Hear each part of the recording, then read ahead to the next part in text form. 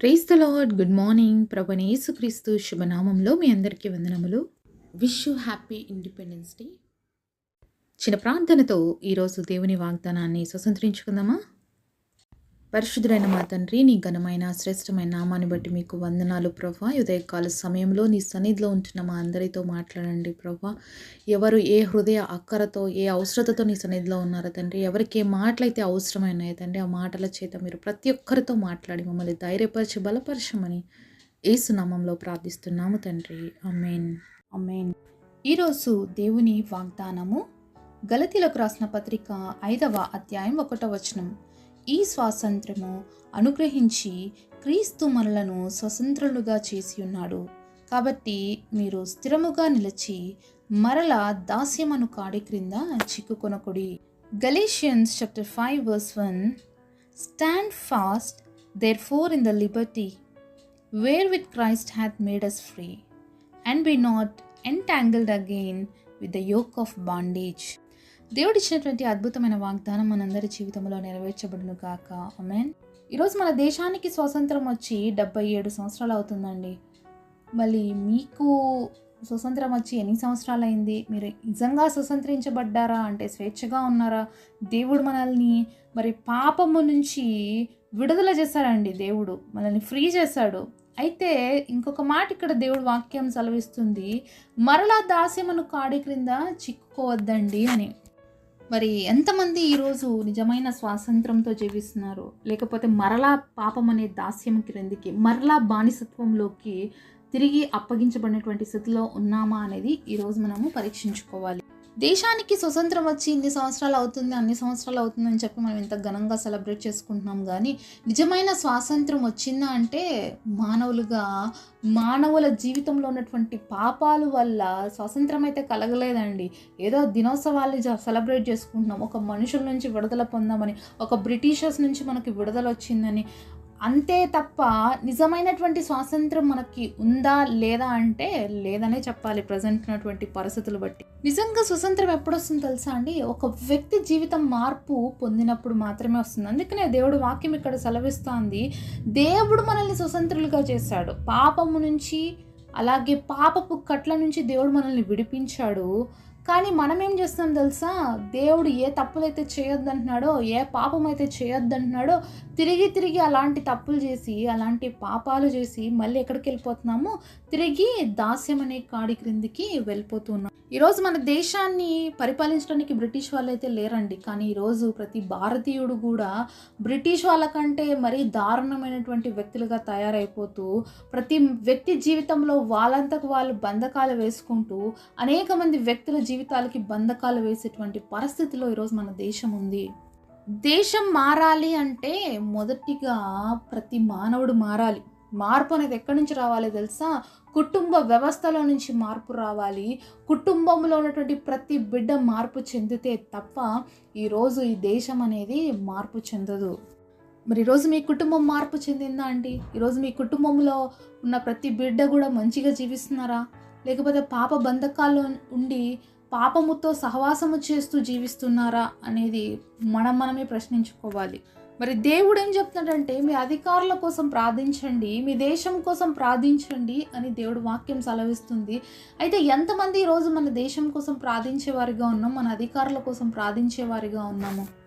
నిజంగా మన మీద బాధ్యత ఉందండి, ప్రార్థించవలసిన వారుగా ఉన్నాం. మనం ఆ విధంగా ప్రార్థన చేయకపోతే భయంకరమైనటువంటి పరిస్థితులు మన దేశంలో జరుగుతుండడం చూస్తూ ఉన్నాము. అలాగే ఇంకా జరగబోతాయి. కాబట్టి వాటిని ఆపాలి అంటే ప్రార్థించడం చాలా అవసరం. దేశం అంటే ఎవరో కాదు, మనమే కదా. మనలో మార్పు రావాలి మొదటిగా. ఒక వ్యక్తి మరి తెల్లవాళ్ళ చేతిలో నుంచి విడుదల పొందామని అనుకుంటున్నాం, కానీ నల్లవాళ్ళ చేతిలోకి దొరికిపోయినాం. అంటే పాపం అనే కూరలలోకి దొరికిపోయామండి ఈరోజు. ఈ పాపం వల్లనే దేశంలో స్వతంత్రత లేదు, దేశంలో శాంతి లేదు, సమాధానం లేదు. ఈరోజు మానవులందరూ కూడా ఎలా అయిపోయారు తెలుసా? స్వార్థంతో నిండిపోయారు. ప్రేమ లేదు, మనుషుల దగ్గర ప్రేమ లేదు, జాలి లేదు, దయ లేదు, కరుణ లేదు. ఈరోజు డబ్బు కోసం ఎంతవరకైనా దిగజారిపోయేటువంటి పరిస్థితుల్లో ఉంటున్నారు మనుషులు. ఈ వ్యవస్థ మారాలి అంటే కుటుంబంలోనే మారాలండి. ఎలా పెంచుతున్నారండి మన బిడ్డల్ని మనం ఈరోజు? మన కుటుంబాలు ఏ విధంగా ఉంటున్నాయి? ఈరోజు మరి ప్రపంచంలో ఇంత భయంకరమైనటువంటి పరిస్థితులు ఎదుర్కొంటున్నాము అంటే కారణం ఏంటి తెలుసా? మన బిడ్డలు సరిగ్గా లేకపోవడం వల్లనే ఈరోజు ఈ బిడ్డలు బయటికి పోవడం వల్ల అనేక మంది యవనస్తులైనటువంటి జీవితాలు విచ్ఛిన్నమైపోతున్నాయి. యవన కాలంలోనే పాపాల్లోకి వెళ్ళిపోతున్నారు. భయంకరమైనటువంటి పరిస్థితులు చూస్తున్నామండి ఈరోజు యవ్వన జీవితాలలో. మరి కారణం ఏంటి? ఎక్కడి నుంచి వస్తుంది అంటే కుటుంబంలో మనం సరిగ్గా ఉన్నామా? మన బిడ్డల్ని మనం సరైన రీతిలో పెంచుతున్నామా? మన బిడ్డల్ని మనం సరిగ్గా పెంచగలిగితే వీళ్ళని బయటికి పంపించినప్పుడు మన దేశం బాగుపడుతుందండి. దేశం బాగుపడాలి అంటే కుటుంబాలు బాగుపడాలండి. మనుషులు మారాలి, మనుషుల మనస్తత్వాలు మారాలి, మనుషుల్లో ఉన్నటువంటి క్రూరత్వం పోవాలి. మరి ఇవన్నీ పోవాలి అంటే ఒక మానవుడు వల్ల సాధ్యం కాదండి. మనిషి జీవితాన్ని మనిషి ఎప్పుడు మార్చుకోలేడు. అందుకనే దేవాది దేవుడు మానవుడిగా ఈ లోకానికి వచ్చాడు. ప్రతి మానవుడిని పాపాల నుంచి విడిపించడానికి యేసుప్రభు కల్వరి శిలువలో బలి అయ్యాడు. ఆయన రక్తము ద్వారా ఈరోజు ప్రతి మానవుడికి పాప క్షమాపణ ఉంది. అలాగే పాపపు ఘోరాల్లో నుంచి, పాపపు బంధకాల నుంచి విడుదల ఉందండి. ఈరోజు క్రైస్తవ్యం అంటే ఒక మతం అనుకుంటున్నారేమో. దయచేసి క్రైస్తవ్యం అనేది మతం కాదండి, ఇది ఒక మార్గం, ఇది ఒక మంచి మార్గం. ఇక్కడ ఎవరైతే యేసు ప్రభుని అంగీకరిస్తారో, నిజంగా యేసు ప్రభుని తన సొంత రక్షకుడిగా ఎవరైతే అంగీకరిస్తారో వాళ్ళ జీవితాలు మారుతాయి, వాళ్ళ బ్రతుకులు మారుతాయి, వాళ్ళ కుటుంబాలు మారుతాయండి. ఇలాంటి వ్యక్తులు కావాలని దేవుడు ఎదురు చూస్తున్నాడు. ఇలాంటి క్రైస్తవులు కావాలని దేవుడు చూస్తున్నాడండి. ఈరోజు మారుతున్నామని చెప్పుకుంటున్నాం మనం మళ్ళీ మళ్ళీ పాపం చేస్తే మనం పాపపు దాసత్వంలో ఉన్నట్లు కానీ మన జీవితాల్లో స్వతంత్రం అనేది లేదండి. ఈరోజు మన దేశం కోసము, మన దేశ ప్రజల కోసము ప్రార్థించాలి అంటే మొదటిగా మన బంధకాల నుంచి విడిపించబడాలి.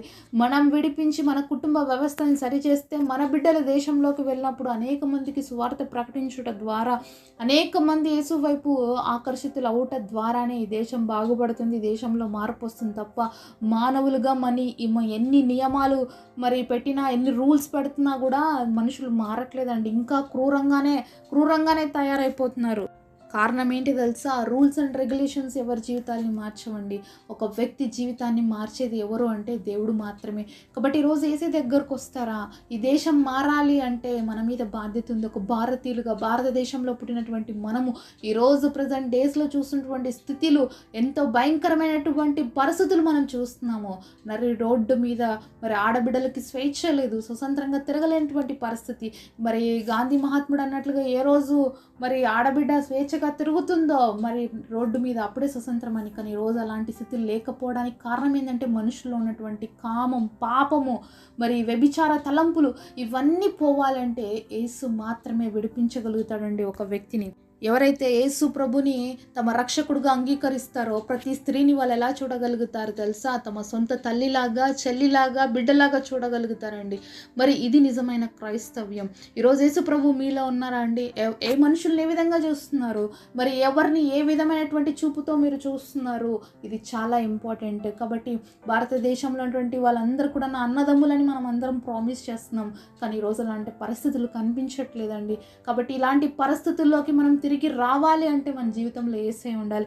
యేసయ్య ఉండటం ద్వారానే ఒక వ్యక్తిని మనం మంచిగా చూడగలుగుతాం. వ్యభిచారంతో పట్టబడినటువంటి స్త్రీని సహితం యేసు ప్రభు ఒకటే మాట అన్నాడండి, అమ్మా ఎవరిని శిక్షించలేదా అన్నాడు.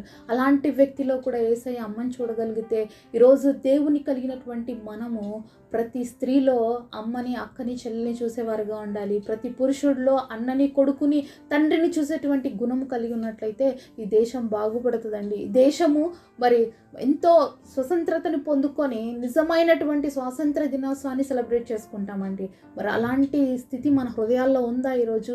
అలాంటి స్థితి లేకపోతే మనం తిరిగి పాపం అనే బంధకాల్లో ఉన్నామనే విషయాన్ని మనం మర్చిపోకూడదు. ఈరోజు ఆ బంధకాల నుంచే విడిపిస్తానంటున్నాడండి దేవుడు. అలాంటి హృదయం మనలో లేకపోతే, జాలి, కనికరము, దయ, ప్రేమ అనేది లేకపోతే మనము స్వతంత్రతలో కాదండి పాప బానిసత్వంలో ఉన్నామని దేవుడు పిలుస్తున్నాడు. దయచేసి యేసుప్రభు దగ్గరకు వచ్చినట్లయితే ఈ బంధకాల నుంచి విడిపిస్తాడండి, పరిశుద్ధులుగా మారుస్తాడండి మనల్ని. ఎప్పుడైతే మనం మారుతామో మన దేశం మారుతుందో అప్పుడే మన దేశానికి నిజమైనటువంటి స్వాతంత్రం వచ్చినట్లుగా మనం గుర్తించగలుగుతాం. అలాగే దేశం కోసం ప్రార్థించవలసిన భారం ఉంది. దేశ ప్రజల కోసం ప్రార్థించవలసినటువంటి బాధ్యత మనందరి మీద ఉంది. కాబట్టి ఈ రోజు నుంచి మనము ఈ వాగ్దానం పట్టుకొని దేవుణ్ణి అడుగుదాం, అయ్యా మా దేశాన్ని, మా దేశ ప్రజల్ని దాస్యం అనే కాడి క్రింది నుంచి విడుదల చేయండి అని ప్రార్థన చేద్దామా? మరి దేవుణ్ణి అడుగుదామా? పరిశుద్ధుడైన తండ్రి, నీ బంగారు పాదములకు వందనాలు. ఈరోజు ఇచ్చిన ఈ వాగ్దానం కొరకే వందనాలు. ఈ వాగ్దానం నెరవేర్పును మా జీవితాల్లో జరిగించండి అయ్యా. మా దేశ ప్రజల కోసం, మా దేశం కోసం ప్రార్థన చేస్తుండగా ప్రతి బిడ్డ హృదయాన్ని మార్చండి. పాప బంధకాల నుంచి, పాపపు కట్ల నుంచి ప్రతి ఒక్క బిడ్డను విడిపించి నిజమైన స్వాతంత్రాన్ని అనుభవించడానికి మా అందరికీ కృపనివ్వమని నజరేయుడైన యేసు నామములో ప్రార్థిస్తున్నాం తండ్రి. ఆమేన్.